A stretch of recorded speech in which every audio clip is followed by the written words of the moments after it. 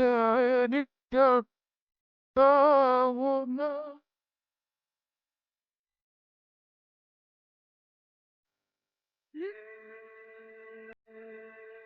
هدى للمتقين.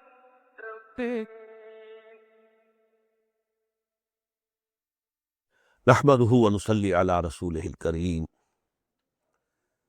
أما بعد فأعوذ بالله من الشيطان الرجيم بسم الله الرحمن الرحيم ألم نشرح لك صدرك ووضعنا عنك وزرك الذي أنقض ظهرك ورفعنا لك ذكرك فإن مع العسر يسرا إن مع العسر يسرا فإذا فرغت فانصب وإلى ربك فارغب صدق الله العظيم. First thing that should be noted is that according to Abdullah ibn Mas'ud radiyallahu ta'ala an, the Surah Al-Duha and Surah Al-Inshirah are one surah. They are not two surahs. He used to recite both these surahs in one rak'ah of the prayer without in between reciting Ayah Bismillah. But they are two surahs, there is no doubt. Consensus of all the other companions of the Prophet ﷺ is that they are different surahs.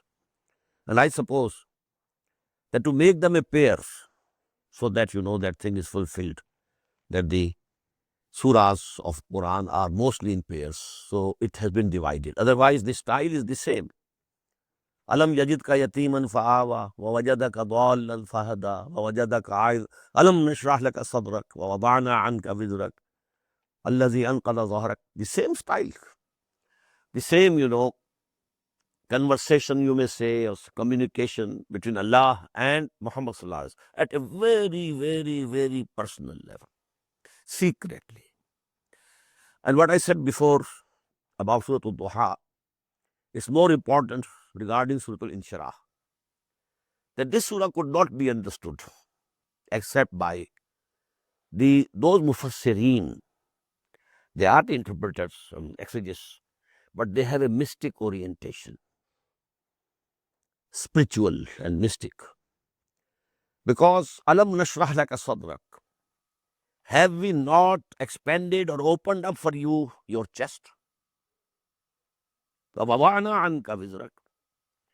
we have removed from you that heavy burden, allazi anqadha dhahrak, which was nearly breaking your back.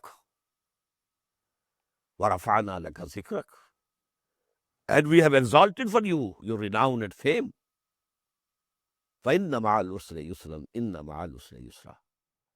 So, always along with hardship is ease. And again, surely along with hardships is ease. فَإِذَا فَرَغْتَ فَانْصَبْ. So when you have accomplished your task, the mission assigned to you, fansab, then exert yourself fully. وَإِلَىٰ رَبِّكَ فَارْغَب. And let towards your Lord be your entire quest. Now, this is known that this is from among the very early Makki surahs. And the conditions for the Prophet and the companions of the Prophet were very hard. They had to struggle hard at that time. Where was the ease? Had this surah been revealed in Medina, it would have meant something else. Those hard times are gone. Now, the things are very easy for you, Muhammad Sallallahu Alaihi Wasallam. No. Very early Meccan surahs. So what does it mean? What was ease to him? What was the meaning of the expanding of his chest? What was the meaning that he was relieved of the burden that was nearly going to break his back? Now let me quote here. But I am giving you, and I agree with, that is from Qazi Sanaullah Panipati Rahmatullahi alayh, one of the mystic mufassirin of Indian subcontinent of the last century.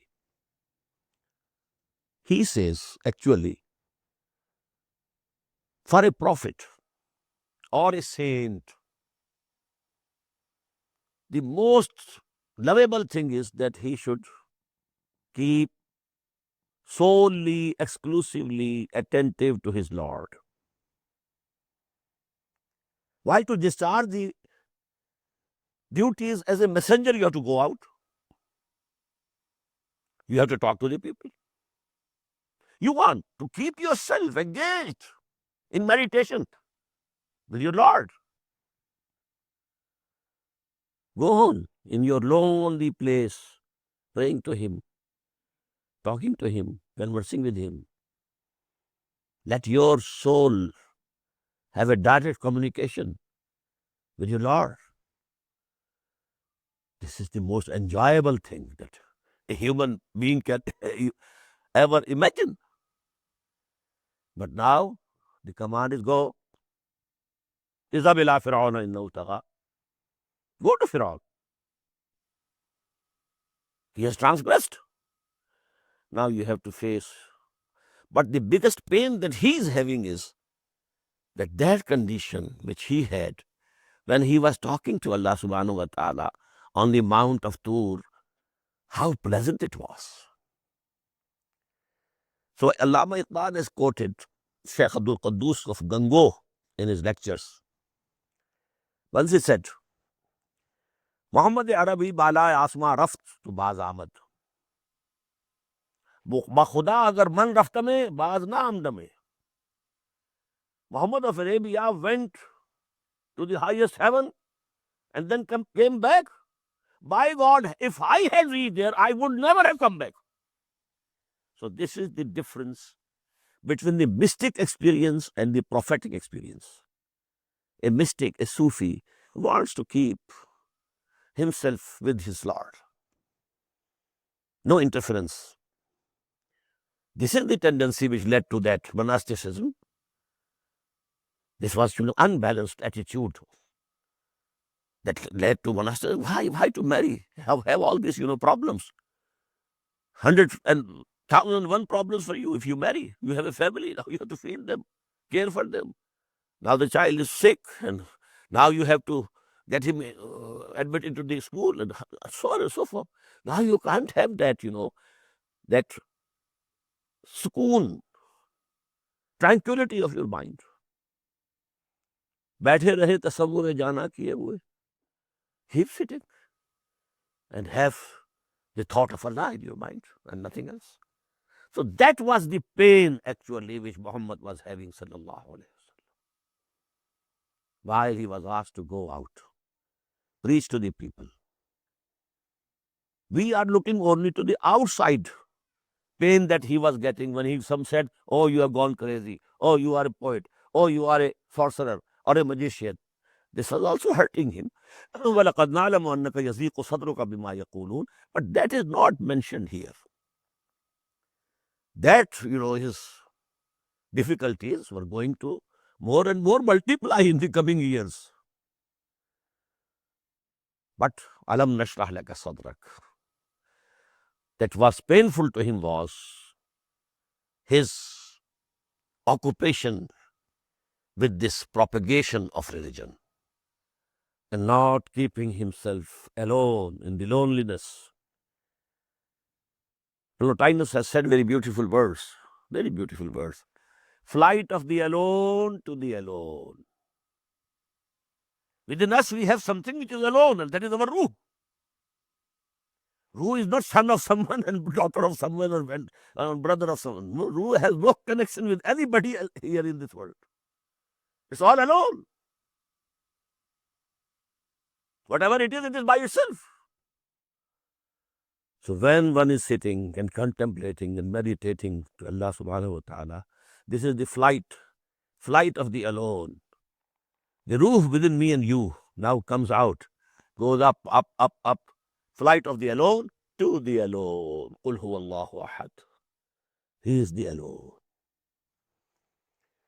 Alam nashrah laka sadrak wa wada'na anka wizrak alladhi anqadha dhahrak wa rafa'na laka zikrak. But as time progressed, Muhammad came to know how much it is delightful for you when even a single person accepts Islam and you feel Now this brother of mine is saved from the fire of hell. This is another delight. This delight now takes the place of that delight. The Sufiya use three terms for suluk. There is sayr ilallah. One is going nearer to Allah. Then sayr fillah. Now contemplating and meditating the person or the attributes of Allah. This is that position from which, if you are asked to go away, then you feel pain, you feel hurt.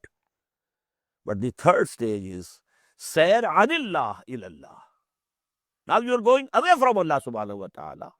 You have to go down the Mount of Noor, where Muhammad received his first revelation in the cave of Hira, Jabal al-Nur. And Musa had to come down from Koh Tur, the Mount of Tur. Izhab ila Fir'auna innahu tagha. But then sayr anillah ilallah. But this is for Allah. So that more and more of his creatures, they are saved from the fire of hell. They turn towards Allah. This is the biggest delight, biggest delight, biggest delight. But you come to it, to realize it, but you have to take some time for that. فَإِنَّ مَعَ الْعُسْرِ يُسْرًا إِنَّ مَعَ الْعُسْرِ يُسْرًا. This yusr has now come to you, but you had to pass through that usr, that difficulty. You had to cross that. But now you feel. The Prophet said to Ali, Ya Ali, لَأَنْ يَهْدِيَ اللَّهُ بِكَ رَجُلًا وَاحِدًا خَيْرٌ لَكَ مِنْ حُمْرِ النَّعَمِ. If Allah subhanahu wa ta'ala takes even a single human being towards the right path because of you, it is much more precious than so many red camels. That was the biggest, wealth for the Arabs. Rajulan wahidan. Guidance will be given by Allah, but you have become instrumental in it. An yahdiyallahu bika. If Allah guides even one human being through you, through your effort, through your da'wah, khairul laka min humrin na'am. Red-colored camels, a host of them. This is more precious than that. Now, faiza faraqta. This is for the future. When that time comes, ya al-haqq wa zahaq al-batil. When that time comes, then you'll be free. Then you attach yourself with us absolutely. Faiza faraqta fansab wa ila rabbika farghab. And this is, historically speaking, in the seerah, the sermon that Muhammad gave sallallahu alaihi wasallam one evening before he died. Came out from his hujra, and the salah prayer was in progress. Abu Bakr radhiyallahu anhu was leading the prayer. When he felt that the Prophet has come out, he tried to get back so that he comes forward to lead the prayer. But he said, no, you continue. Then he sat by his side. Now, sitting in that sitting posture, he was the Imam of Abu Bakr, and Abu Bakr was the Imam for the rest of the congregation. That way that prayer was completed. Then he gave the sermon. Allah has given an option to a servant of his. If he likes this world, he can choose it. If he likes the other, he can choose it. And the servant has chosen the other one. Abu Bakr wept. And some of the people said, look to this old man. Why is he weeping? But Abu Bakr has understood that the Prophet has decided to go now. Because to every messenger, Allah subhanahu wa ta'ala gives this option. Now from our side, you are free. You have done your duty. If you want to come back, okay. If you want to still stay in the world, okay. We shall grant you further lease. And that is why the last words on the tongue of Muhammad sallallahu alaihi wasallam at the time of death, Allahumma fir rafiq al-a'la. Now I choose Rafiqul A'la, that is Allah subhanahu wa ta'ala. I give up this world. Surah At-Teen. بسم الله الرحمن الرحيم والتين والزيتون وطور سينين وهذا البلد الأمين لقد خلقنا الإنسان في أحسن تقويم ثم رددناه أسفل سافلين صدق الله العظيم. This surah is also philosophically and psychologically very important surah of the Quran. A sensible and sensitive person who has that moral law within him active, when he sees to the world before him, he's grieved. All human beings lying very low, nobody having any high ambition of Allah and Akhirah. Everybody running after this world, the pleasures of this temporary world and temporary life. And then all types of mischief, cheating, lying, defrauding. What is this? Does man have nothing in him except evil? Perhaps man is evil through and through. Nothing high in him. And to this testify all the schools of thought of psychology of today. What are the motives? All are very low, very mean. According to Freud, it's the sex, nothing else.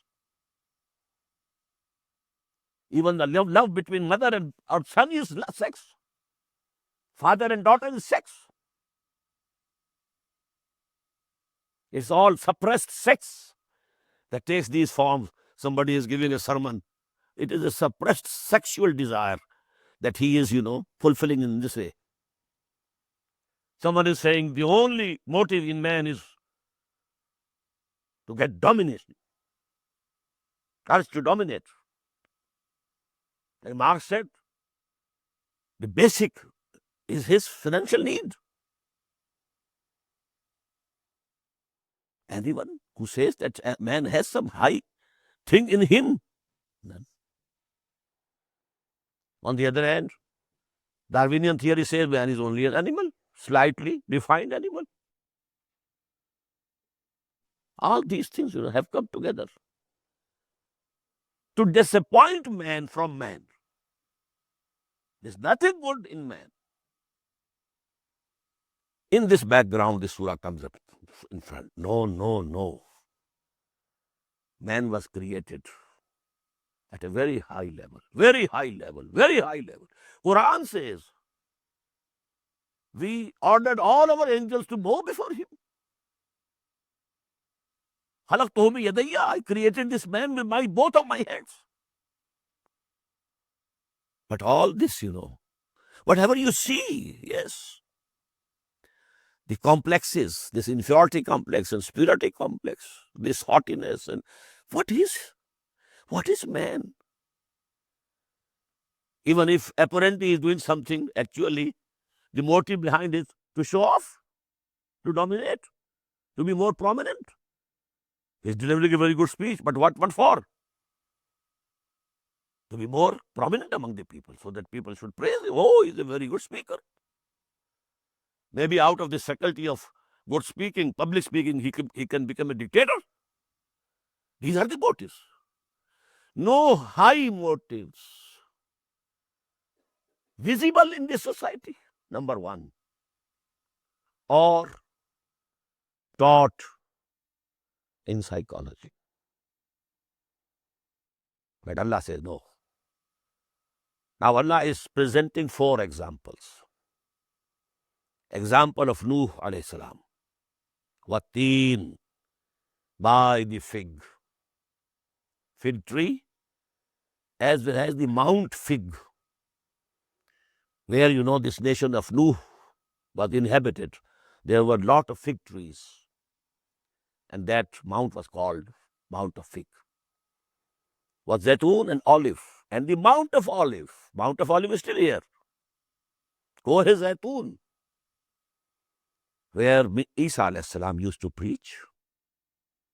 Batur Sinin, and look to this Mount of Sinai, where Moses was in conversation with his Lord. And before you is this peaceful city of Makkah. You find Muhammad in it.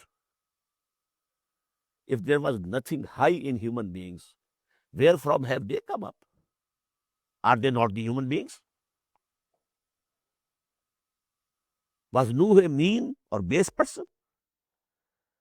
Was Isa a mean or base person? Was Musa a mean or base person? Is Muhammad before you, your own eyes? Is he a mean or base person? No. So you must admit that these are the oaths. But on what these oaths have been taken? لَقَدْ خَلَقْنَا الْإِنسَانَ فِي أَحْسَنِ تَقْوِيمٍ. Verily we created man in the best nature and best mold. Ahsan is the superlative degree. The best. But this denotes to the real man, not the visible man. The visible man is this body. The real man is within it. Man in his ignorance identifies himself with the material sheaths which encompass his real self. Really, when I say I denote to myself. وَلَا تَكُونُوا كَالَّذِينَ نَسُوا اللَّهَ فَأَنْسَاهُمْ أَنفُسَهُمْ أُولَٰئِكَ هُمُ الْفَاسِقُونَ. That was created at the highest level, higher than the angels. And the highest was the spirit of Muhammad sallallahu alaihi wasallam. But then summa radadnahu asfala safilin. But then we threw it down, lowest than the low, low than the lowest, lowest than the low of the low. This regards this our animal existence. It's at a lesser level than the angels, then at a more lesser level than the jinns. They were created out of fire, we were created out of clay. And that is why Iblis said, Ana khairum minhu. Khalaqtani min narin wa khalaqtahu min teen. How can I bow before him? Now this is the combination, the two extremes. The highest coming from there and the lowest coming from this clay, joined together. This is man. So now, what's the makhraj? What's the way out? إِلَّا الَّذِينَ آمَنُوا وَعَمِلُوا الصَّالِحَاتِ. Now he has to climb from this low level to reach to his original stature, original station, original level. He has to work hard. And that is through Iman and Amal Saleh. He has to ascend higher and higher up. And two things. إِلَّا الَّذِينَ آمَنُوا وَعَمِلُوا الصَّالِحَاتِ. They are not the lowest of the low. No. They will be highest of the high in the hereafter. إِلَّا الَّذِينَ آمَنُوا وَعَمِلُوا الصَّالِحَاتِ فَلَهُمْ أَجْرٌ غَيْرُ مَمْنُونٍ. For them there is going to be a reward which will never come to an end. Unending reward. فَمَا يُكَذِّبُكَ بَعْدُ بِالدِّينِ. Well, what after this makes you, O man, belie the recompense? There must be recompense. Whosoever is doing this, he is going higher and higher through his Iman and Amal Saleh and jihad. This is a jihad to ascend. You have been thrown very low. If somehow you fall into a ditch, you slip from some mountain, you are there in the ditch, then you try, come up. You don't keep lying over there. If you are dead, that's a different story. But if you are still alive, you climb. So here, we were thrown down from that high level. Now we have to climb up. And this climbing is this Amal Saleh, Tawasi bil Haq, Tawasi bil Sabr, this jihad fi sabilillah, this is actually by which you can regain your original position. So then, whosoever does it, he must be recompensed. Alaysa Allahu bi ahkamil hakimin. Is not Allah the greatest ruler of all the rulers, or the best judge of all the judges? Bala. He should say, answer, yes, why not? And I add here, Bala, inna Allah huwa ahkamul hakimin, wa huwa arhamur rahimin. What we want is mercy. Maybe according to the strict judgment, we might not be able to claim salvation. So not only hukum of Allah, but the mercy of Allah. Wa huwa arhamur rahimin. I certainly add this. Bala inna Allah ahkamul hakimin, wa huwa arhamur rahimin. I have to take refuge in His mercy. Surah Al-Alaq. Bismillahir Rahmanir Rahim. اقرأ باسم ربك الذي خلق خلق الإنسان من علق اقرأ وربك الأكرم الذي علم بالقلم علم الإنسان ما لم يعلم. Now this is the first ever wahi that came to Muhammad sallallahu alaihi wasallam. When he was 40 years old, and for some time, his tendency was to keep alone and thinking and thinking and thinking. To be alone in the cave of Hira. And one night, when he was alone there, and please note the words, Bain al-Nawm wal Yaqza.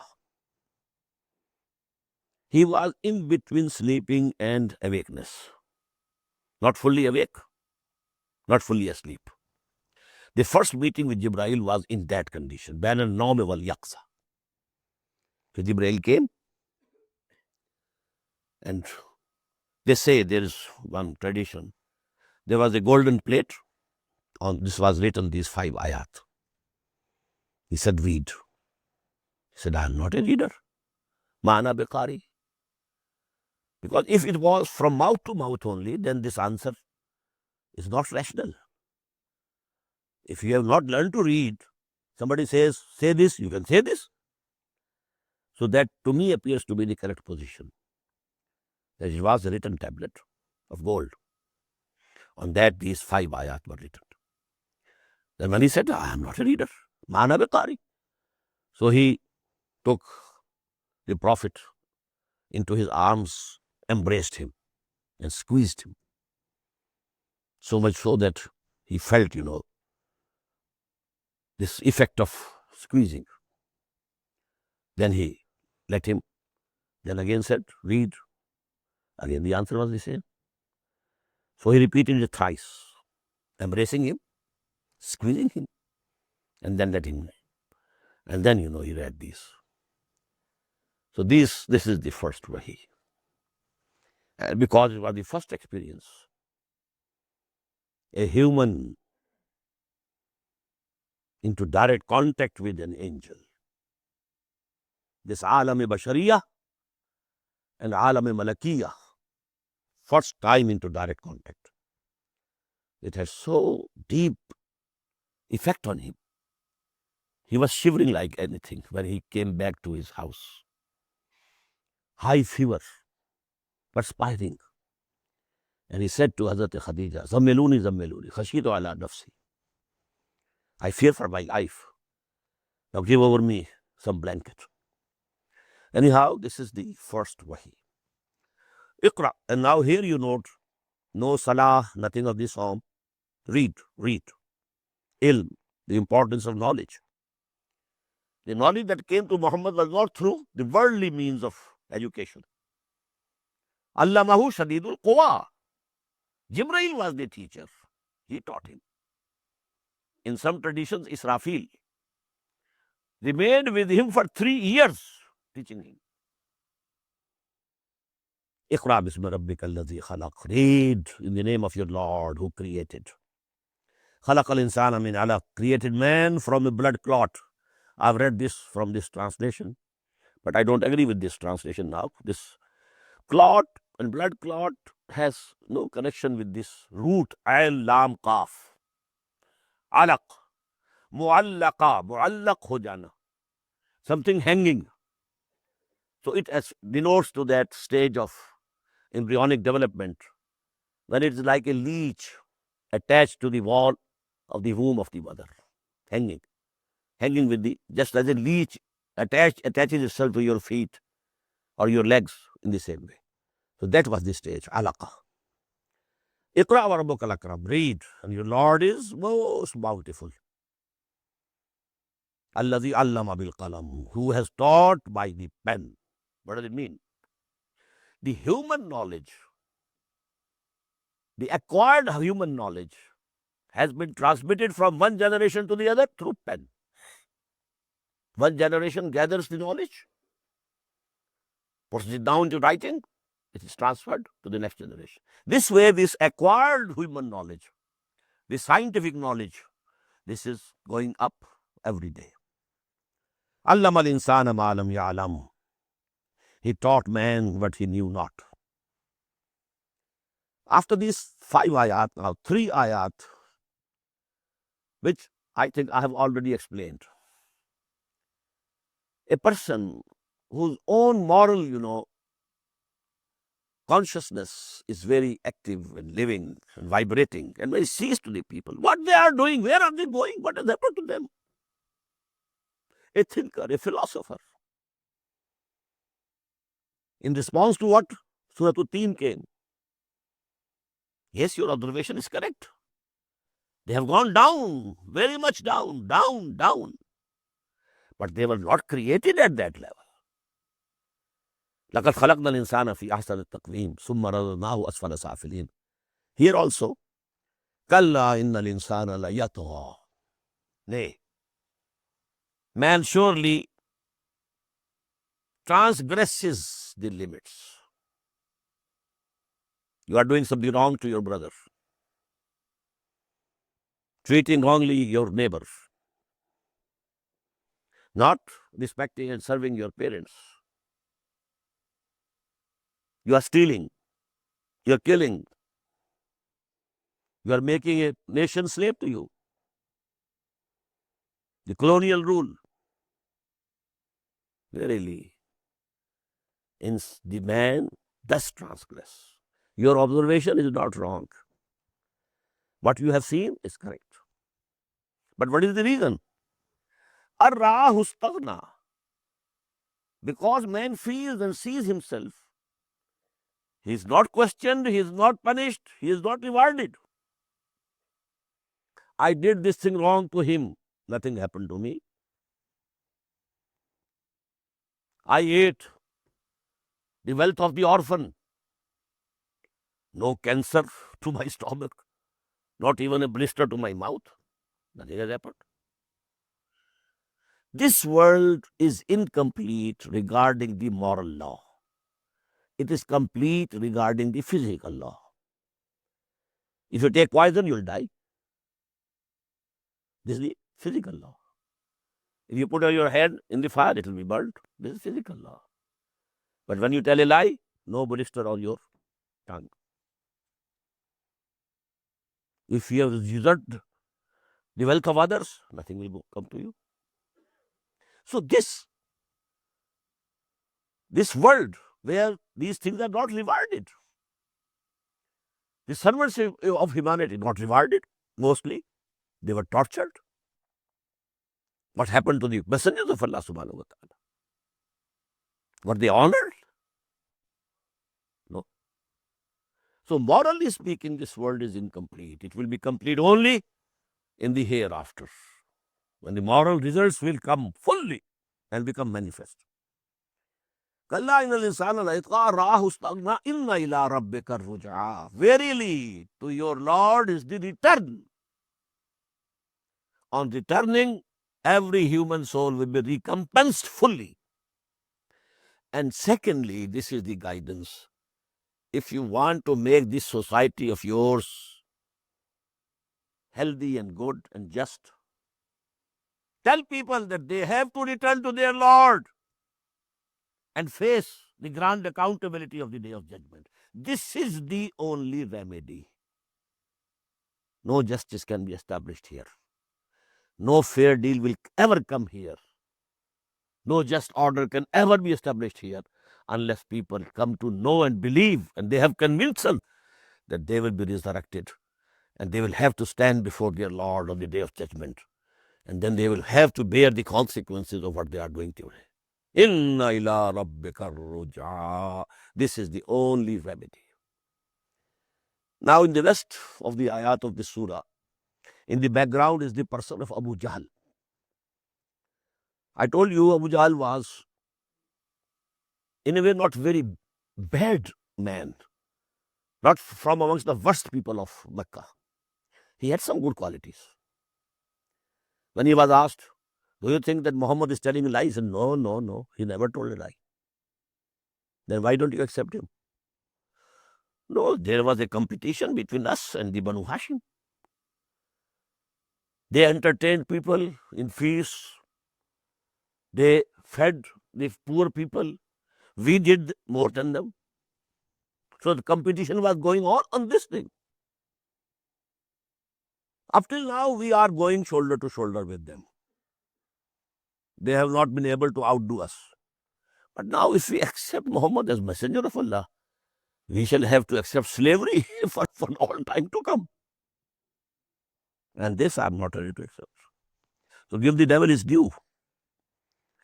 He said it plainly. And he was not a miser, as I told you. Amma man bakhila, that was not in him.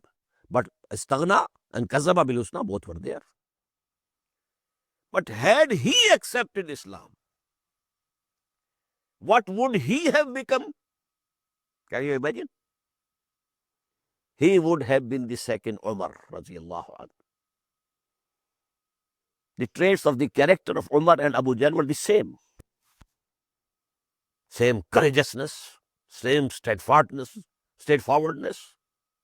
All these things were there, common. And that is why the Prophet had presented before Allah subhanahu wa ta'ala these two persons. Allahumma ansur al-Islam. Oh my Lord, help Islam, strengthen Islam. By the Islam of one of these two people at least. Either Umar ibn al-Khattab or Amr ibn Hisham, which was the name of Abu Jahl. Equal. Character traits, the same. But Allah selected Umar, that's why. Well, it was his lot, and he was rejected. Arayat alladhi yanha. Have you considered the person who is forbidding abdan iza salla, a servant of ours when he is praying? There are two incidents, quoted that when Muhammad Sallallahu Alaihi Wasallam was praying in the courtyard of Kaaba. So once Abu Jahl came and he took a piece of cloth, made a rope out of it, and then strangled it round the neck, and then pulled the two ends so that his eyes were coming out. And second time, when he was prostrating, he said to those people who were sitting beside him, can anybody go and bring that, the intestines, etc., and stomach of the camel which has been sacrificed over there? And then when Muhammad goes in sajda, in prostration, put it on his neck and head. Twice he did it. Arayat allazi yanha abdan iza salla. Arayat in kana lal huda. Can you imagine if he had been on the guidance? Aw amara bit taqwa. Or he would have been enjoining other peoples to have fear of God. How good it would have been. But he has adopted the other career. Arayata in kazzaba wa tawalla. Have you considered if he has belied and turned his back? Alam ya'lam bi anna Allah yara. Doesn't he know that Allah is seeing him? And note it. He always called upon Allah. Never la tuzza, etc., etc. On the night before Badr, he called upon Allah. Allahumma Aqta'na lirrahm, fa'inul ghadat. Whosoever has cut our relations, divided our tribe, you humiliate him tomorrow. Allahumma. Not Hubal, not Uzza, not Lat, not Manat, nothing of this sort. But he charged Muhammad sallallahu alaihi wasallam. His charge was, he has divided the house of Quraysh. A house divided in itself cannot stand. We had this position and we still have that position in the whole of Arabia. But if we are divided, father separated from the son and son separated from the father, and wife separated from the husband and husband separated from the wife, this is what he has done to us. So, but he called upon Allah only. Alam ya'lam bi anna Allah yara. Kalla la illam yantahi lanasfa'an bin asiyah. Nay, if he desists not, if he doesn't give up this attitude of his, we shall seize him by the forelock. Nasiyatin kazibatin khatiya. Here is the wrath of Allah in words. The forelock which is lying and sinful. Falyadun adiyat. Let him call his henchmen, people who keep sitting, in his courtyards, etc. Sanadru zawaniya. We shall call the angels of the hell. Kalla la tuti'hu wasjud waqtarib. Nay, but O Muhammad, you don't obey him. You go on prostrating before your Lord and trying to get nearer and nearer and nearer and nearer to him. Because the Prophet has said, Aqrabu ma yakunu al-abdu ila rabbihi fi sujud. The nearest that a servant can go to his Lord is in the position of sajda. This is ayatul sajda. Suratul Qadr, Bismillahir Rahmanir Rahim. Inna anzalnahu fi laylatil qadr. وما أدراك ما ليلة القدر ليلة القدر خير من ألف شهر تنزل الملائكة والروح فيها بإذن ربهم من كل أمر سلام هي حتى مطلع الفجر صدق الله العظيم. Surely we sent it down in the night of decree. And what will make you realize what is this night of decree? The night when the decrees, divine decrees are issued. Divine commands for the coming year.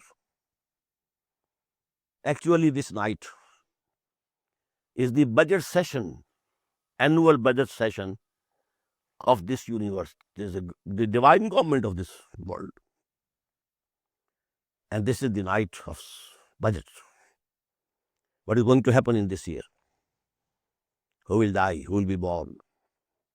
And all these commands then are handed over to the angels. These are the Farameen. Now go and implement them. Because we have in Surah Al-Dukhan, Inna anzalnahu fi laylatin mubarakah, inna kunna munzirin, fiha yufraqu kullu amrin hakim.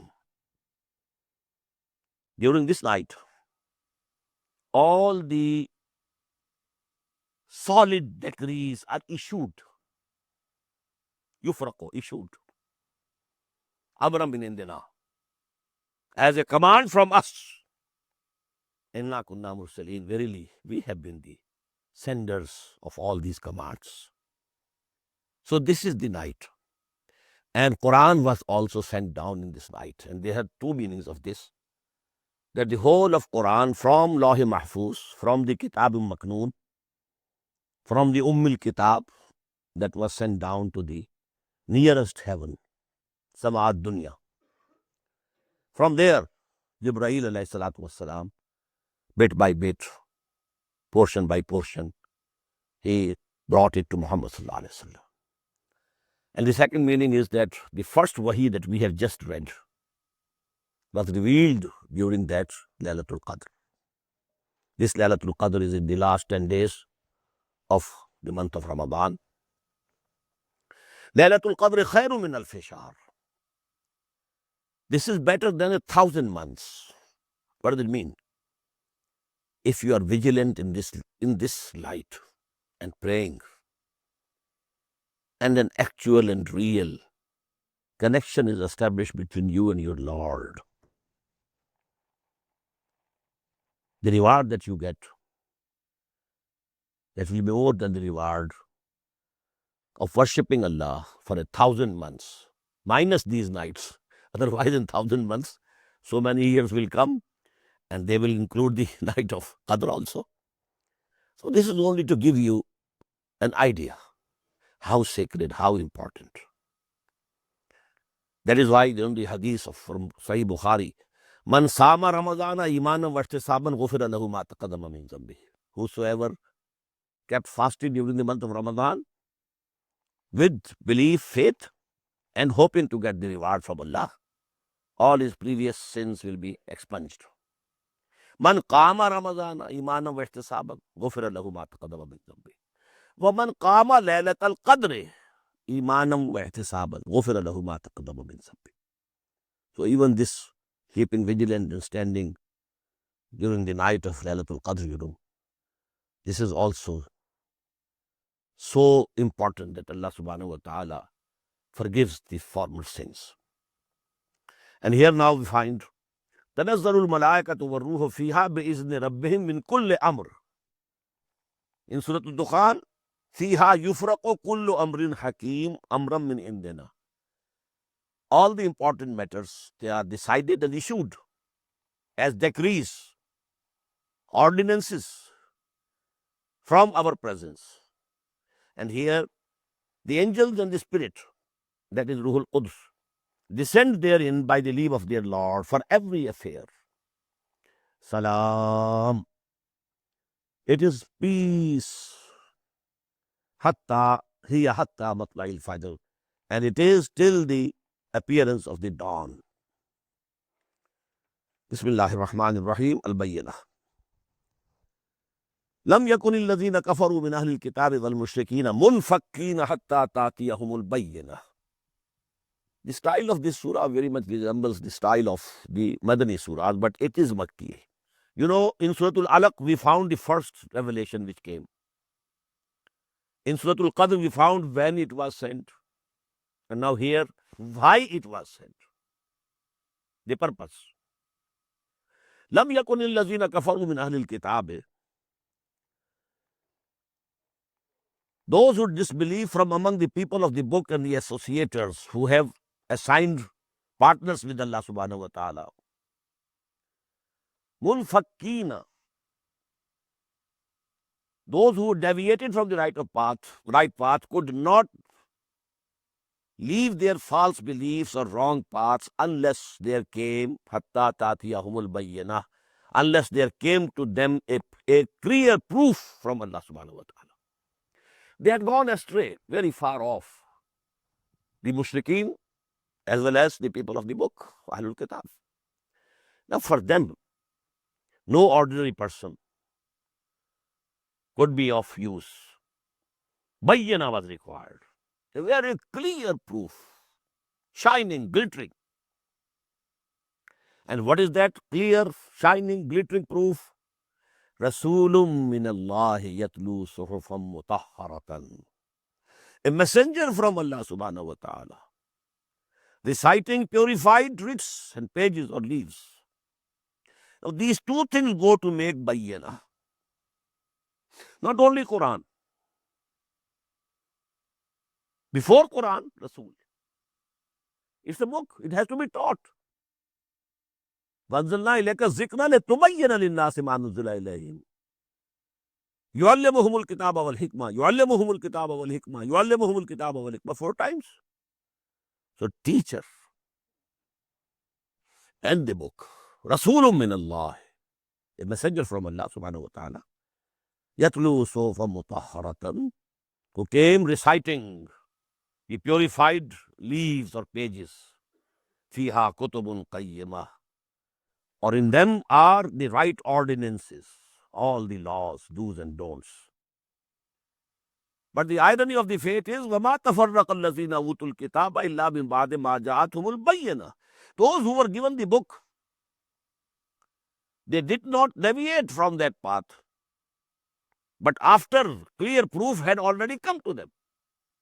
There are differences between Jews and Christians, etc. They were not due to any darkness. They had the light with them. But as we have read 4 times in Quran, Baghiyam bainahum. The cause was the urge to dominate. Wama umiru. Now this ayah is very important to give you the essence of deen. وَمَا أُمِرُوا إِلَّا لِيَعْبُدُوا اللَّهَ مُخْلِصِينَ لَهُ الدِّينَ حُنَفَاءَ وَيُقِيمُوا الصَّلَاةَ وَيُؤْتُوا الزَّكَاةَ وَذَلِكَ دِينُ الْقَيِّمَةِ. And they were not commanded except to worship Allah, keeping their obedience exclusively for Him, and be straight and upright, and then establish the salah and give zakah. And this is the right and eternal deen. Now, لِيَعْبُدُوا اللَّهَ مُخْلِصِينَ لَهُ الدِّينَ, and then establish salah. First of all, you have to accept Allah as your sovereign, as your Lord, as your master. And you have to accept His obedience, total obedience, keeping your obedience exclusively for Him. Anybody else can be obeyed, but within the limits of His obedience, not outside that. لا طاعة لمخلوق في معصية الخالق. So first of all, you have to fulfill this condition, and then to be able to continue on this path, you have to establish salah and pay zakah. So actually, these are the supports for this ibadah. This is not the ibadah. Ibadah is total obedience of Allah subhanahu wa ta'ala. I've explained these things many a time during my Friday sermons during this month. But now we don't have any time.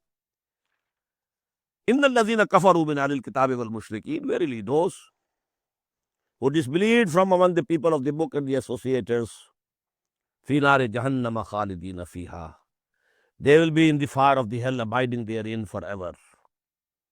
أُولَٰئِكَ هُمْ شَرُّ الْبَرِيَّةِ, verily those are the worst of creatures. إِنَّ الَّذِينَ آمَنُوا وَعَمِلُوا الصَّالِحَاتِ أُولَٰئِكَ هُمْ خَيْرُ الْبَرِيَّةِ. On the contrary, those who believe and do righteous deeds, they are the best of the creatures. Now correlated with Ahsan Taqweem and Asfala Safilin. The former is Ahsan Taqweem.